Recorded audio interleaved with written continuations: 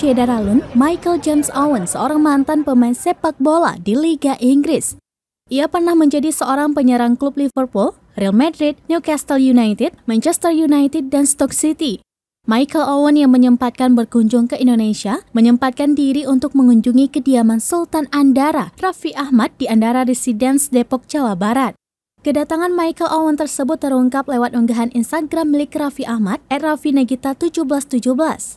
Selain itu, Raffi Ahmad pun terlihat membuat konten bersama Michael Owen yang diunggah di kanal YouTube-nya, Rans Entertainment.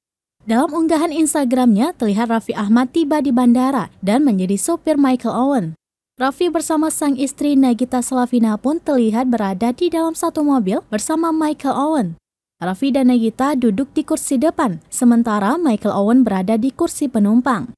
Adapun kehadiran Owen ke Indonesia melakukan berbagai kegiatan, mulai dari acara bersama media dan fans hingga komunitas. Selain itu, Michael Owen juga akan hadir untuk nonton bareng partai big match Liverpool versus Manchester United pada pekan ketiga Premier League di Old Trafford pada Selasa 23 Agustus 2022 dini hari.